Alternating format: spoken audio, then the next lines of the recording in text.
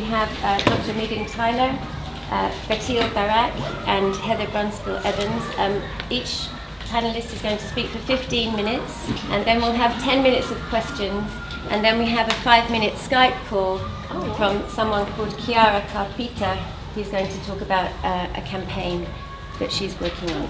So without further ado, thank you very much. Over to the panellists, beginning with Meagan. I'd just like to apologise in advance. I hope this goes all right. I'm still a bit jet lagged.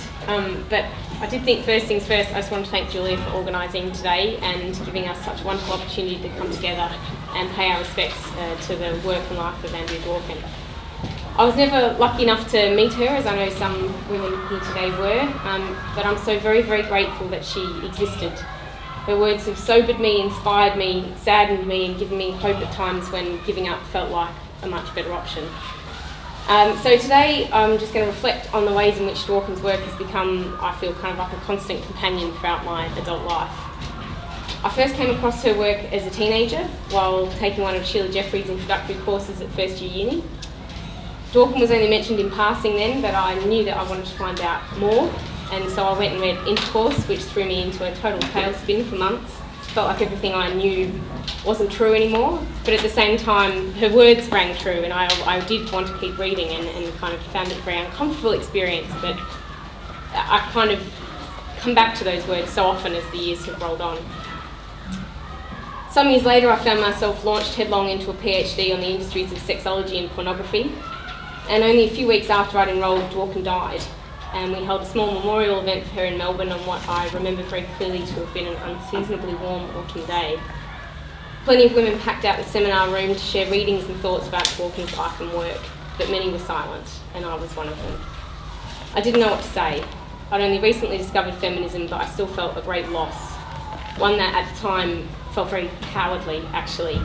I distinctly remember thinking, but what do we do now? Who's going to say the unsayable? As though she'd provided, I felt like, a shield for me and for so many other women like me as the target of misogynist attacks. I felt as though she made us less vulnerable by taking the flak as the most visible face of radical feminism. So when I first read Dworkin at 17, I never imagined I'd end up researching pornography for a living and relying on her words again, not only for the basis of my analysis, but also the basis of my sanity. Part of my PhD research involved reading quite literally hundreds of reviews of best-selling porn films in adult video news, or what's known in the porn industry as the Bible, which is kind of interesting, I think, given some of the things that keeps popping up, doesn't it? In it, men describe what they think makes good porn that will make money, porn that will appeal to other male consumers. This was right at the time that gonzo pornography was really taking off and becoming the basis of the mainstream industry. The industry's profits were booming, pornography consumption was becoming easier and increasingly socially acceptable, and mainstream pornography was becoming even more degrading and violent. One of the things that was so striking about my initial reading of the adult video news reviews was that, far from echoing the still very fashionable cultural studies discourses that were either sympathetic to or celebratory of pornography, when pornographers talked about their own products in the confines of their top industry magazine, they frequently echoed the words of radical feminists in explaining that the pornography they produce eroticises objectification, hierarchy, and violence against women. That it creates, reproduces, and reinforces women's sexual subordination, and that's in fact what they're quite happy for it to do. As Susan Capella once very aptly put it, the pornographer himself is more honest and astute about pornography than are the cultural experts engaged in defending it. Indeed, many quotes from the adult video news reviewers and from the pornographers quoted throughout fitted extraordinarily well with Dworkin's analysis against the male flood, censorship, pornography, and equality. In that piece, Dworkin argues that pornography both reinforces and creates women's subordination to men. In her words, it is the material means of sexualising inequality. Firstly, she claims that any social subordination of one group to another has 4 elements: objectification, hierarchy, submission, and violence. She explains further that in the subordination of women, inequality itself is sexualised, made into the experience of sexual pleasure, essential to sexual desire. Subordination for women, therefore, is experienced not only on a social level, but also on a very personal and intimate level as well. According to Dworkin, pornography is one of the most important material means of sustaining this system of subordination. She states that the 4 elements of subordination, objectification, hierarchy, submission, and violence, are integral to pornography. Objectification she quite simply defines as occurring when a human being is made less human, turned into a thing or commodity bought and sold. In terms of hierarchy, Dworkin argues that women's inferior status as compared to men is created and reinforced by the social construction of sexuality. She says women are physically integrated into the society in which we are held to be inferior, and our low status is both put in place and maintained by the sexual usage of us by men. In other words, one of the ways in which the sex class system of male dominance is enacted is through sex. It's not such an obvious separation of sex and sexual violence. One of pornography's central harms, Dworkin argues, is that it eroticises this hierarchy. Therefore, the core problem of pornography is not just that it depicts hierarchy or inequality, but that it actually attempts to make those conditions sexually arousing. Dworkin considers submission to be a further element of this subordination. That is to say, the system of male dominance, which obviously operates as a hierarchy, is understood as inducing women's compliance and obedience. She explains that oppressed groups often internalise the demands of those with power, learning to anticipate those demands of the powerful group before they're even made. This ultimately results in a situation where the oppressed group may even be seen to accept what is being done to them. Moreover, the compliance of the oppressed group is used as justification by those with power to show that the hierarchy is in fact inevitable and perhaps even natural. In regard to pornography, I'm sure you're very aware of those narratives, that the element of submission perhaps relates most clearly to the representation of women accepting or enjoying the degrading or harmful acts that are being done to them. She says of the final element, violence, that it is generally systematic, endemic enough to be unremarkable and normative. And in the hundreds of reviews that I trawled through for my research, that they provided ample evidence of every single one of those points. But it wasn't really Dworkin's incisive critique that I remember most clearly, but rather her personal reflections on research in A Woman Writer and Pornography, which Julia actually stole one of the quotes I was going to use a little bit earlier. But we're going to say it ties in nicely, that's what I'm going to go with. So up until about 3/4 of the way through my data collection and analysis from adult video news, I thought I was fine. I felt I knew what was in mainstream pornography, and it pretty much largely lived up to those expectations. But then something snapped, and I haven't spoken publicly about it before because it's risky.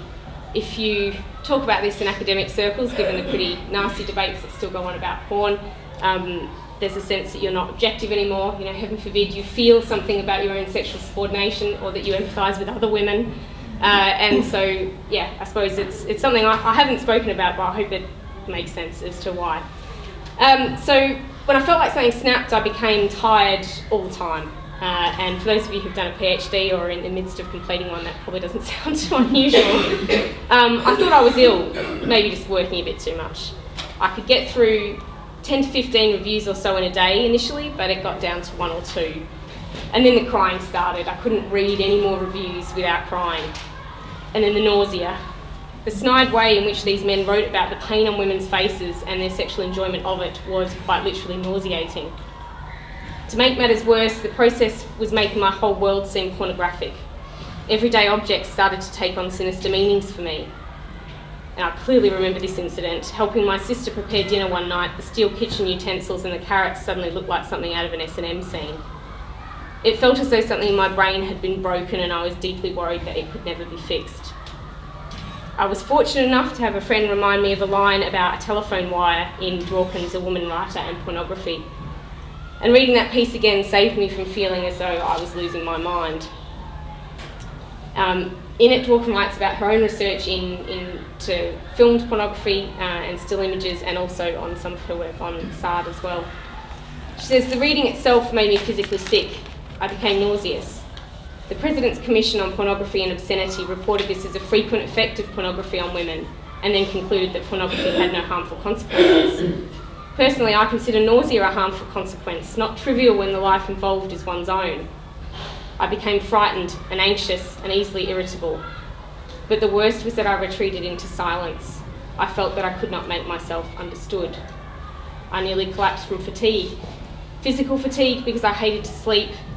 Physical fatigue because I was often physically sick from the material. But also moral fatigue. The fatigue that comes from confronting the very worst sexual aspirations of men in graphic detail. The fatigue engendered by sexual cruelty. The photographs I had to study changed my whole relationship to the physical world in which I live. For me, a telephone became a dildo, the telephone wire an instrument of bondage. I saw so many photographs of common household objects being used as sexual weapons against women that I despaired of ever returning to my once simple ideas of function. And I will forever be grateful that she broke her silence and wrote those words down somewhere for other women to read. It made me feel less isolated and less broken, and it helped me keep going. Not least because she manages to finish that piece with hope. Hope that the rage we feel when we truly face what pornography is and does to women can be used to purposeful ends. She finishes by saying, as you just saw before, I want another generation of women to be able to reclaim the dreams of freedom that pornography has taken from me. And it's this hope that I keep with me and that I return to on the days when I think it would be much easier to write about something else. I appreciate that while providing a steadfast and scathing critique of male domination, she still understood that women needed visions of something better in order to survive. I've often found comfort in going back to Dworkin's words of intercourse on the hope for equality that women hold on to, even against all evidence. She says that while we need our searching analyses, we also need hope, and that this hope is not foolish, but is actually an understandable and perhaps even necessary survival strategy. And so I'm just going to finish with some of those words now. Visions of a humane sensuality based in equality are the aspiration of women, and even the nightmare of sexual inferiority does not seem to kill them. They are not searching analyses. They are deep, humane dreams that repudiate the rapist as the final arbiter of reality. They are an underground resistance to both inferiority and brutality, visions that sustain life and further endurance.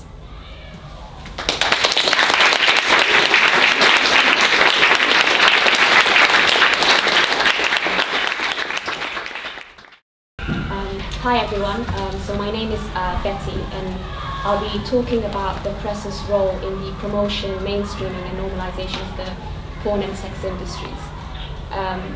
In so many ways, the media, including the press and the porn industry, are one and the same.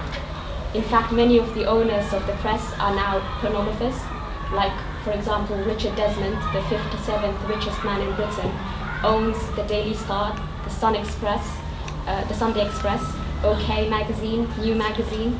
He also owns porn channels, television. Betty, could you talk a bit louder? Sure.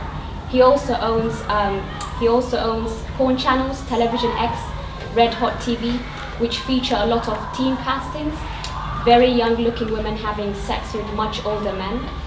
At one point, he also owned the Channel 5 Big Brother show, which is when many say the show turned pornographic and was much more sexually explicit, with people in the Big Brother house performing and actually having sex on camera and masturbating as well. So there is a very blurred line between the porn industry and the media, as increasingly those who made their fortune, for example, in the media, like the music industry, could become pornographers, and those who were in the porn industry can now own newspapers or also produce music videos or produce video games. For this reason, we believe the media, including the press, plays a crucial role in the promotion and normalization of the porn and sex industry, and it adopts a very harmful and discriminatory portrayal of women.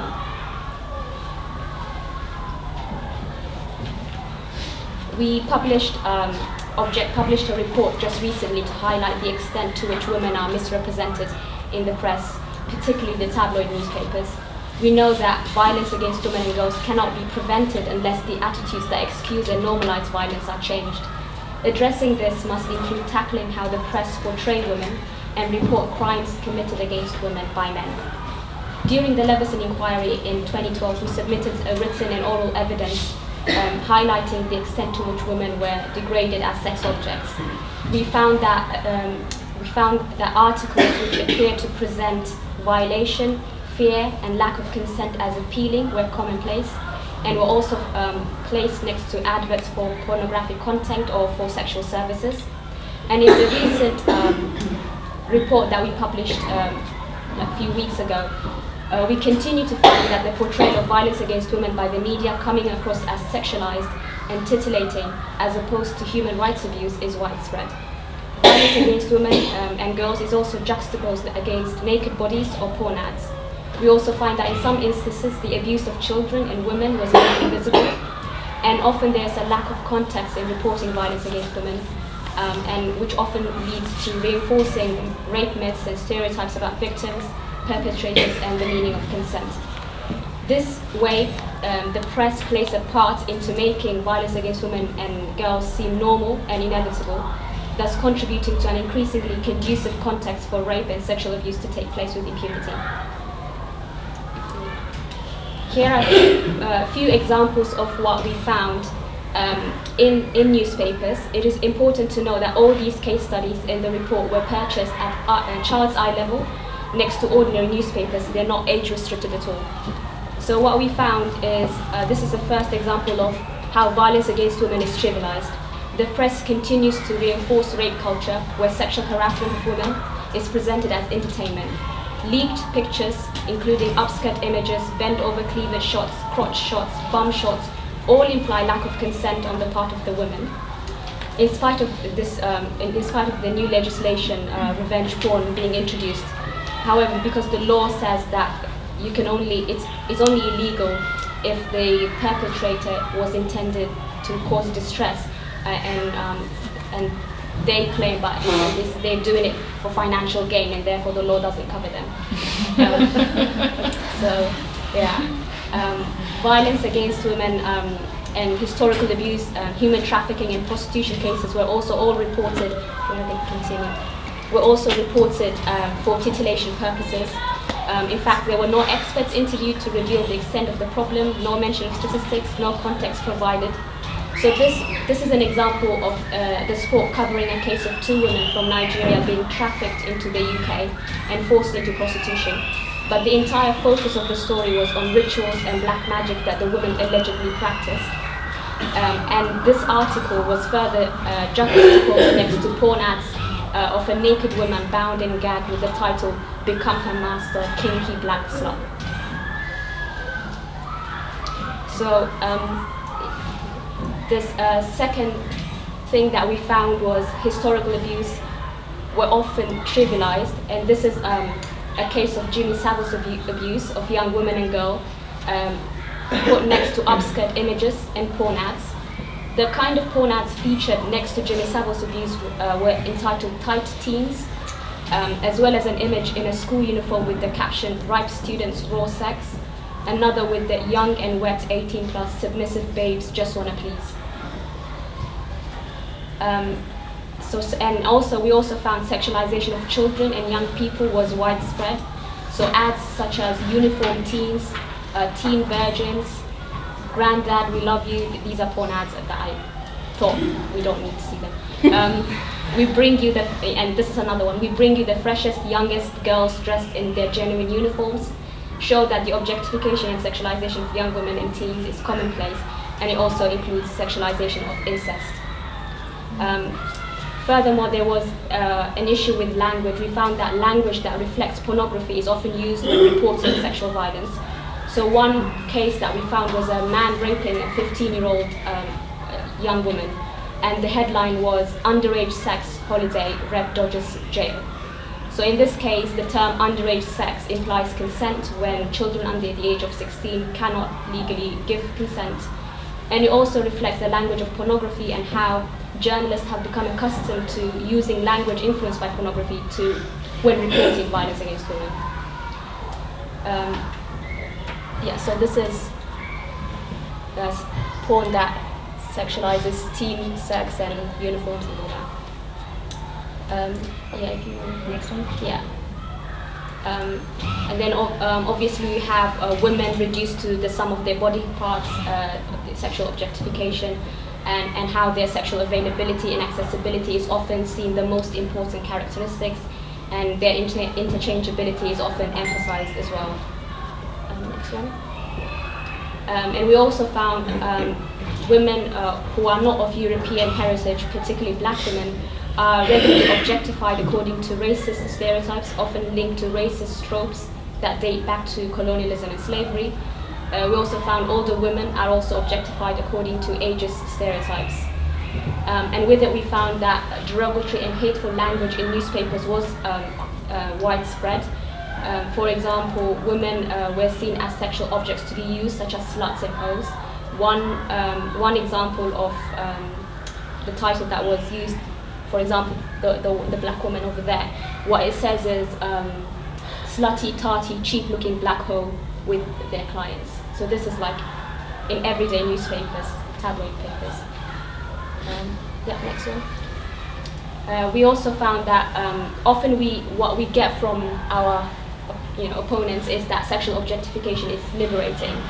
However, what we find is that any sexuality of women other than that constructed for the male gaze is often non-existent in the press and media overall. Sex for women is often reduced to something women perform for men. It has nothing to do with the women themselves. This includes lesbian sexuality, which presumably has nothing to do with men. It is often depicted and framed as performance for straight men.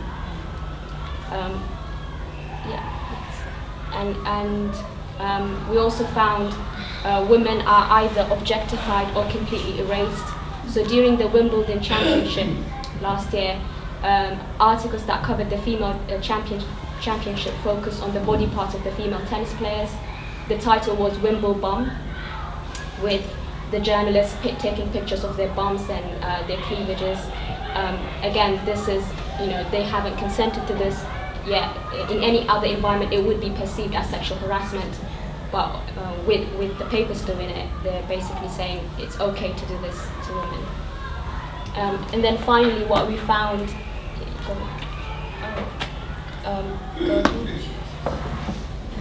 that right? Is that the last one? I don't know. No. Yeah, that one. That the press often uses victimization, humiliation, and intimidation of women as a tactic to silence women who complain. So this was an this was an article where the Sun basically launched a personal attack against Claire Short when she opposed page 3. So this was 2004, and this is 2014. And I'll just read you what the Short thing said. It was basically a female journalist who complained against a Tory MP who threatened to punch her online. And the journalist said, recently a Tory MP joked about punching an irritating female journalist in the throat. The MP, Michael Fabricant, is a bit of a loose cannon, but has for a Tory rock-solid PC credentials. This did not stop the female journalist, a proper lefty whining windbag called Yasmin Alakai Brown, calling for Fabricant to be booted out of the Conservative Party. Have these people never heard sticks and stones may break bones, but you can always switch Twitter off, you soft cunt? That's what they wrote. So what is the impact of this kind of representation of women? Andrea Dworkin in her speech said, in her famous speech, Porn Happens to Women, she said, when racist ideologies or misogynist ideologies are sexualized and manifested in such a way that they give people sexual pleasure, they seem to be biologically inevitable. They seem to look natural. And this is, I'm quoting her, when racist ideologies are sexualized, turned into concrete scenarios of dominance and submission, such that they give people sexual pleasure, the sexual feelings in themselves make the ideologies seem biologically true and inevitable. The feelings seem to be natural, no argument changes the feelings, and the ideologies then also seem to be based in nature. People defend the sexual feelings by defending the ideologies. They say, my feelings are natural, so if I have an orgasm from hurting you, or feel excited just by thinking about it, you are my natural partner in these feelings and events. Your natural role is whatever intensifies my sexual arousal. Unquote.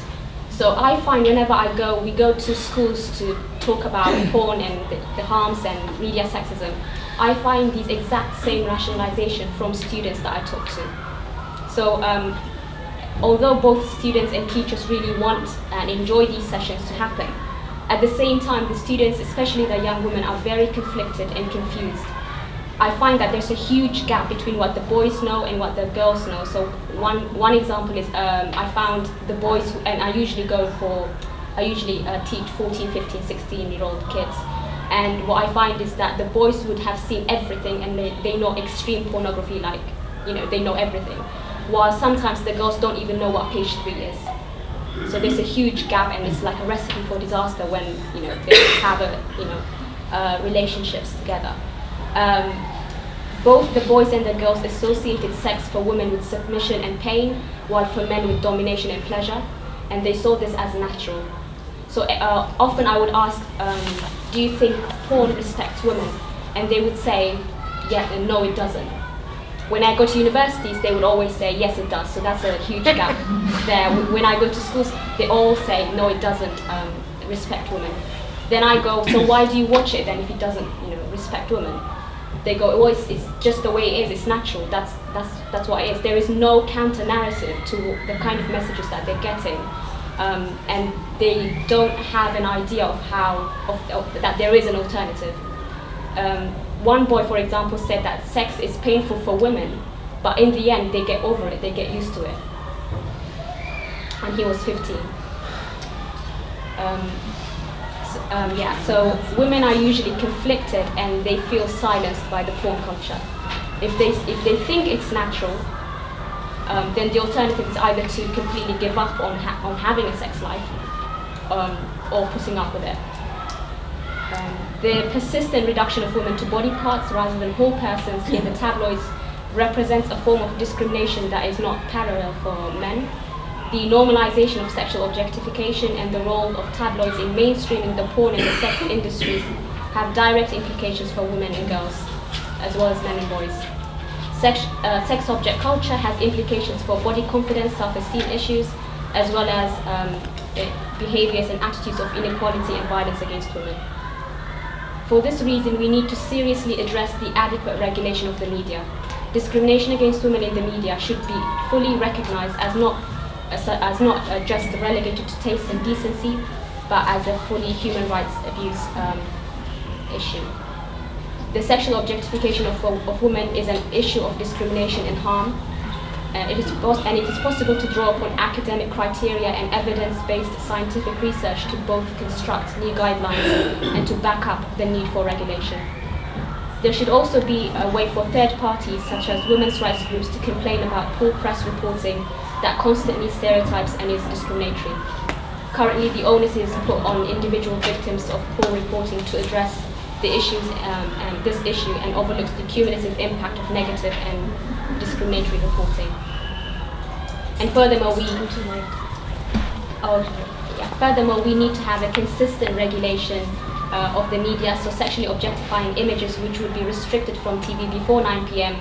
watershed should not then be, and usually those images would not be allowed in the workplace because of equality legislation, should not then be printed in national newspapers which are not age restricted and are displayed at child's eye level. Finally, I would like to end with saying that I am hopeful that collectively together we can fight and expose porn for what it really is. It's not empowering, it's not natural. It is violent, it is racist, it is body punishing and woman hating.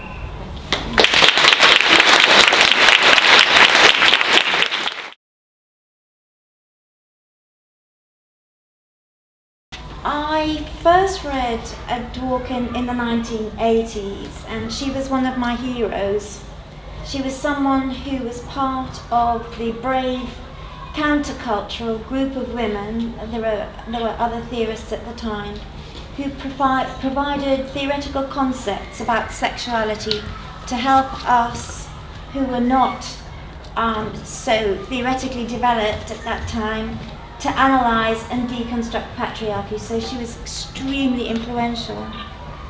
I also attended a talk she gave in London, and I can't quite remember when that was now, the late 1980s I think.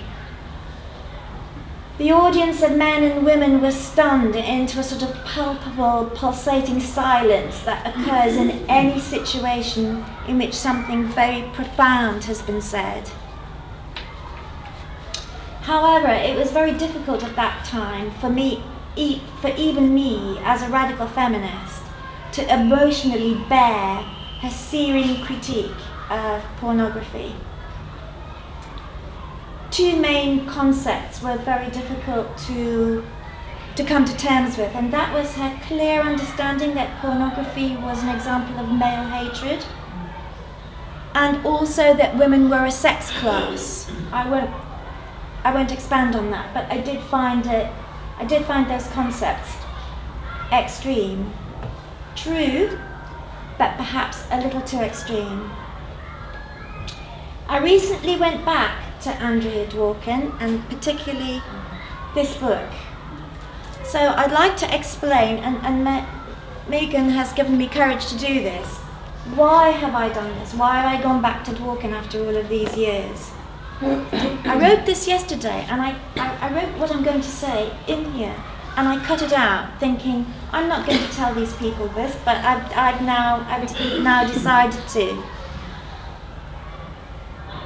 I first saw internet pornography about 2.5 years ago now, and I was absolutely shocked by it. Now I don't say that to many people because there's an assumption that there must have been a naivety about me. There wasn't a naivety about me. I'd actually written a PhD earlier on child sexual abuse, and I'd used some of Dworkin's ideas about the eroticisation of gendered power, and the one thing that we don't name, gosh, I can say this here, my goodness, I had this sudden sensation that a ton of bricks was going to come on top of me, that most child sexual abusers are men. So I wrote this in my PhD, and they didn't give me the PhD, so anyway, there you go. You got through. I got through.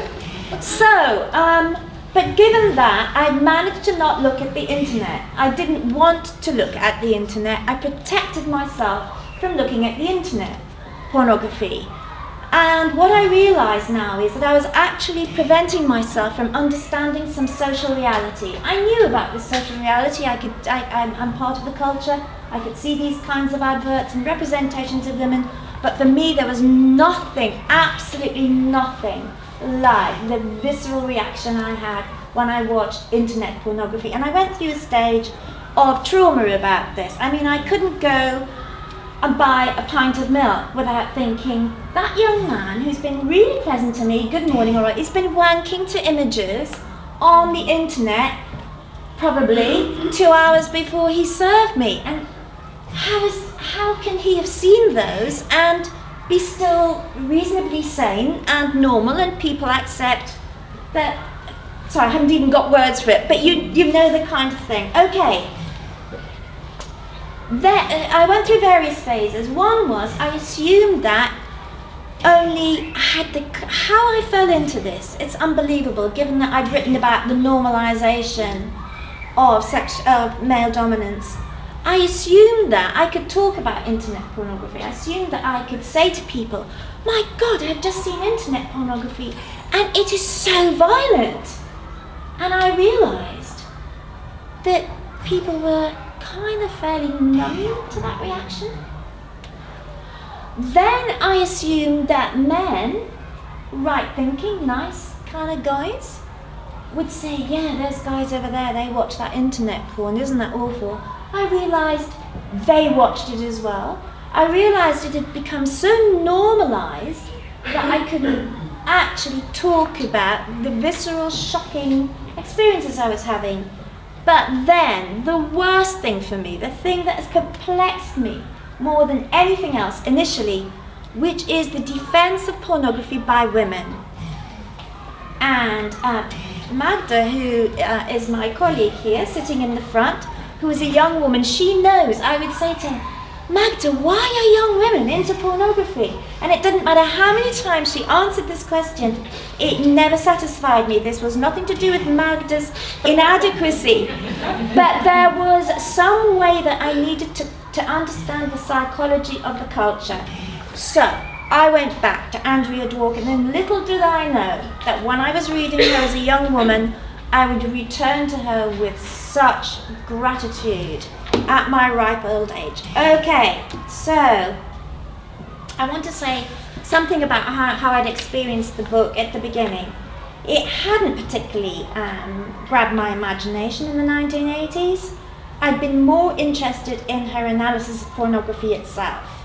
I knew, of course, that many right-wing women who were anti-pornography. I'm going to have to put my glasses on for this because I can't read it. I knew, of course, that many right-wing women who were anti-pornography, but they were also, if they were anti-pornography, largely anti-feminist.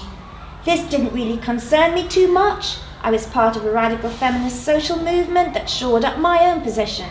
So what I thought was this: the revolution would come, and all women, right-wing or not, would eventually rebel against pornography. An example of the logic of social progress similarly might be the way that right-wing women in the late 19th century and early 20th century argued against the vote. But in the 21st century, quite see the justice with regard to women that they can vote. So I assume this would happen. Well, how wrong I was, and we were, about the revolution with regard to pornography. Like Dworkin, I put pornography into the category of sexual violence. I'm still talking about the 1980s, both material and symbolic.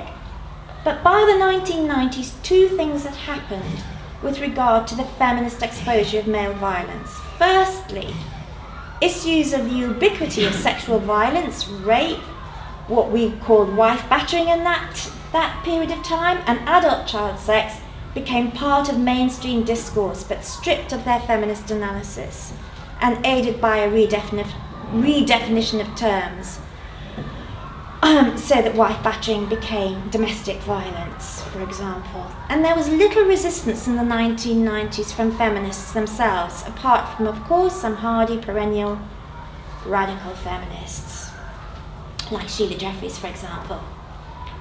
But secondly, with regard to the radical feminist critique of pornography, a counterforce, shockingly to me at least, gathered strength, which frames itself, and we now know about this, we've discussed it this morning, as feminist and pro-women's sexual agency and pleasure. Okay. So, the question I asked myself was, can the insights of Dworkin's right-wing women be applied to neoliberal pro-pornography feminists?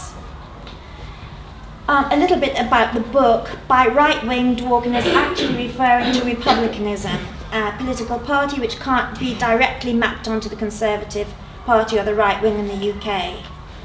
And nor could she predict the global rise of neoliberalism and the blurring of the left and the right. But I won't go into too much of that. But what I want to say is, what I discovered about this book, if you read the first chapter, her political philosophy is stunning. Absolutely stunning. I was completely shocked by the level of her erudition in that. I'm going to skip that, so I'm aware I'm taking up too much time here, or maybe not. So, to try to be concise, the book, having read it again recently, has provided me with some astonishing insights, even though she was writing in a different political period. But in particular, in the last chapter, she argues that anti-feminism, and I here include the sentiments of neoliberal feminism, is articulated through social models in which there are three, and I'm suggesting that they're of continuing major importance and that she was very prescient in this. She says there's the separate but equal model, the woman's superior model, and the trusty familiar male dominant model. And she draws out, please read it, it is fabulous. She draws out the ways in which, with each different model, pornography is justified. And of course they're not mutually exclusive discourses, but they're held in various degrees in the minds of both men and women. The other fabulous thing about this book is that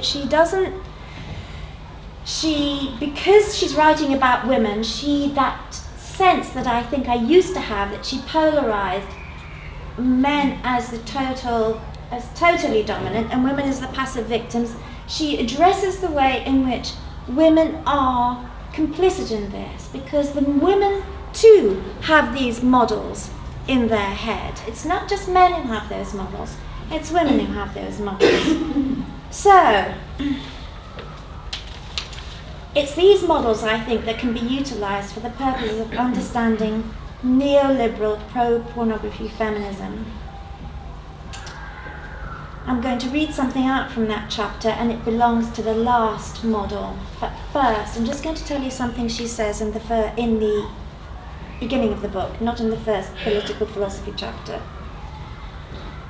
What she says is, pornography is the derision of women, which is expressed in the culture in the myriad of forms, but in its skeletal form, in pornography, It's all bone, the meat stripped clean. She is pussy, she is cunt.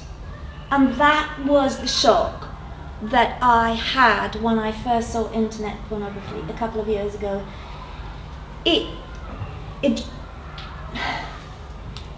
The message of pornography reduced women to pussy and cunt, repeated over and over and over and over again. So, with regard to women's lack of sympathy to others, she says, the problem simply stated is that one must believe in the existence of the person in order to recognize the authenticity of her suffering. I couldn't understand, this is what I was asking Magd all the time, how can women be erotically charged by seeing other women being abused? I couldn't comprehend that.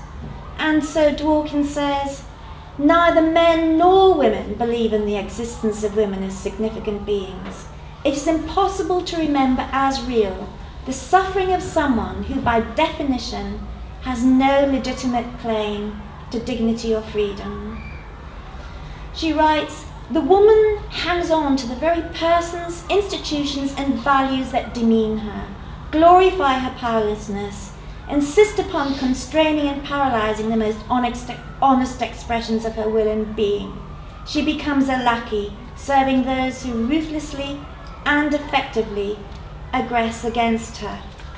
And I have to say these words were ringing in my mind last night as Pandora Blake, and I'm afraid to say I call her Pandora Box to my friends and family.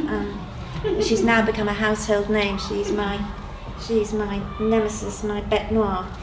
So I think those words describe somebody like Pandora Blake exceedingly well. But can I read? I'm going to end. I don't know how many more minutes I have. 2 minutes, okay.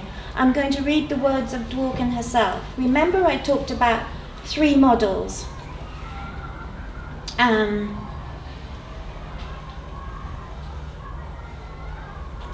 She says, the central conceit of woman-hating sex as conquest and possession, dominance and submission, is that the woman has real power. She is only the apparent victim. She is only seemingly powerless. Her power is in her capacity to provoke erection or lust. Men suffer arousal passively, against their will or regardless of their will. They then act on what a woman or any sex object has provoked. She provokes what she wants. When a man has an erection and commits a sexual act because of it or in response to it, he is acting in response to her provocation, whose nature and intent are well met by his act. In pornography, the male sexual values that inform and permeate rape and other forced sex acts are articulated without apology. The genre insists that sex is conquest, that the woman who resists wants to be forced, hurt, brutalized, that the woman who wants sex gets pleasure from being used like a thing, from pain and humiliation. The genre insists that rape, battery, physical torture, bondage, capture, and imprisonment are things done to women because women provoke them, the same way that women provoke erection, just by being there, by being female. Provoking these acts is the power women have over men. Women get men to do these things, to perform these sex acts. Remember, this is in the male imagination. In the world, men seem to exercise power, but all of that comes to nothing in the face of the lust provoked by a woman. Whatever he does to her, she is still more powerful than he is because he wants her, he needs her, he is being driven by a desire for her. In the sexual woman's superior model, power is articulated as being intrinsically female because power is redefined beyond reason, beyond coherence, as if power is in the corpse that draws the vulture. This pornographic conception of female power is fundamental to the anti-feminism of sexual liberation movements, in which unlimited sexual use of women by men is defined as freedom for both. She wants it, he responds, voila, the revolution.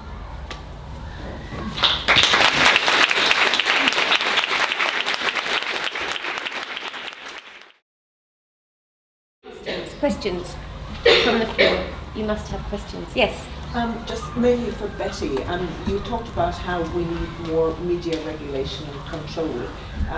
And I was wondering why, and it's something that the feminist campaigners haven't addressed, is attempting to prosecute pornographers and media in terms of hate crime, in the same way that we do with regard to racial hate. And whether there's a reason why it hasn't been addressed. Are there problems with it, or is it something that we need to consider? Because obviously it fits what we see in pornography and even in mainstream media, the incitement to hatred, to violence, dehumanization. It fits all the criteria for hate crime and incitement to non-consensual sex, which is rape. So do you think it's worth something? I think in so many ways the depictions of porn are evidence. If we actually want to pursue this, I think we would have such a lot of evidence. It wouldn't be so hard to make sure to just show the kind of harms and violence that men are subjecting women to. However, currently with the media, even though this doesn't apply to any other groups, with women, discrimination against women in the media is not recognized as discrimination. It's seen as an offense in taste and decency. So we are campaigning to change that. And then obviously the argument that the other people say is that you're campaigning for censorship. So we need to have a counter argument to that as well. Because obviously freedom of speech and censorship, it really depends whose speech is being silenced and who is allowing to speak. So yeah. So many questions. Yes. Great. This is just a quick follow-up on that. I completely agree with what you said, Betiel, and the point of your question too. But one background factor is that the UN Convention on Hate Speech is about, to which Britain is a signatory, is about hate crime directed towards racial groups and ethnic groups. It's specifically not religious groups, not women. Okay. So Yes. it needs reframing. Can I just say on that when there was a consultation very recently on hate crime, because in the UK, hate crime is defined not just as against racial groups, but also against lesbians and gays, against transgenders. I wrote a response saying why aren't women included, because women experience sexual violence all the time, both directly and through pornography and so on. And the answer I got back is that women weren't a minority group.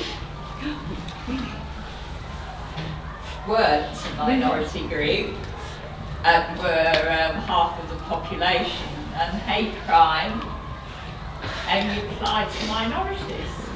So We had a similar situation in Australia, but their response was, it's too endemic, we couldn't possibly prosecute it all. Okay. Yes, question here. I just wondered whether any of the panel. I just wondered whether the panel actually think the government really gives a shit about violence against women, or whether they're just playing a role of giving a shit. So does the government really give a shit? Not women at all. Yeah, do they? Easy answer. Okay, did you have your hand up over there? Yes. I'm a little bit more optimistic about the possibility of civil claims for pornography. And there are different ways that you can do it, and maybe we can talk about that this afternoon. But I don't think the absence of specific hate crime legislation in regard to women is necessarily the final no to those claims. I think there's still possibilities there that we haven't explored. And this is my question. one of the reasons that we haven't explored them is that I think a lot of women are very wary of law, and that's something that we might need to deal with. But the other reason is that there's a very good reason why women are wary of law in particular, which is that this is my question, so it'll take a long time to get there. In academia, people who work in these areas of criminology and law are overwhelmingly in favour of prostitution and overwhelmingly in favour of trafficking as well, and overwhelmingly in favour of the sex industry, and overwhelmingly in favour of pornography, both men and women. I work in a school which includes a criminology department, and they treat me like an interesting curiosity. I'm nice to them, so they're kind of nice to me. But they know that they don't talk to me about prostitution. When they have lectures, they invite the heads of pimps, frankly, of prostitution groups to give talks to their students. I have a seat in a room next to somebody who is a leading apologist, pimp and practitioner of an extremely destructive form of prostitution. She's on the internet and so forth, but people like to tease me by saying we'll get her to choose them.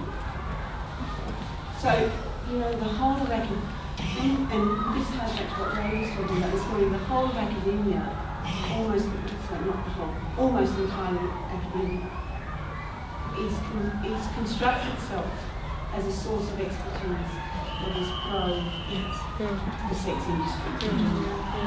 And because of that, when they talk about criminology and law, they're not going to help us. But there are I was actually just explaining to you this morning, wasn't I, that the criminology department in Leicester is exactly like that. So this was all part of the shock that I in a way, a whole layer was peeled off for me through the knowledge of pornography, that in seemingly liberal departments, right thinking, there is this absolutely pro-sex industry element to academia, so that to critique that is seen as, it's like if you critique porn, you're anti-sex. It's heretical, and you're just sex-hating, patronising towards women, depriving women of their agency and choosing to be in the sex industry. It's neoliberal language about women's agency, it's shocking in a criminology department without any analysis of the overall structures in which that agency is enacted and takes place. It's utterly shocking. Okay, we have a question there and then a question here, and then I think we have to wrap up. Yeah. Colleen was amazing, both for her depth and also for sound bites. And one of the best sound bites I ever got from Andrea Dworkin was the concept that pornography is itself censorship. And that tends to shut the pro lobby up, because you say when you say pornography is censorship, it's censoring our minds, it's censoring our sexuality, it's censoring our lives, it's censoring our imagination. That's turning the paradigm on its head. And maybe we could explore this afternoon on how we can do that a bit more. Just throw it back in their court and say, you're censoring us, we're not censoring you. But you can, so sound bites. Okay, thank you. And question. So much. I think what we've heard today is one of the things we've heard today is about how pornography can affect each of us as humans, but also women. But and I just want to defend my discipline as a criminologist. Right? I stand up for being a thorn in the side of people who might want to support this hideousness. And so as far as I'm concerned, if someone's pissed off because I'm standing up for not liking it, then I'm doing what I'm supposed to be doing. And when I was doing my PhD, I was actually looking for a new pen to write with. And I went onto Google and wrote in pen, and it came up with penis.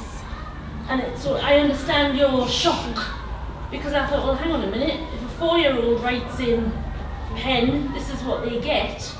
And I followed that thread, and I was able to access the most hideous, violent pornography for free, for taster sessions, watching, it said, come and have a look at this 12-year-old being raped for free, hanging from the rafters, literally, that it turned my PhD experience on its head, actually. And so I think just this morning's sessions have just demonstrated to me that whilst people can go through life in a bit of a fog, not necessarily recognising that it's all around us, it really is. And seeing a workman one day on a building site in Sheffield wearing a t-shirt that said "Dead girls don't say no." When I asked him to take it off or turn it inside out, he said, "What's the problem?" I said, "Well, there's huge problems, but not least that you're across the road from a children's hospital." And that's the only reason he turned his t-shirt inside out. Hideous. Thank you. We could go on, and we've got lunch to go on with, and I just want to thank our panel. They were brilliant, really, really.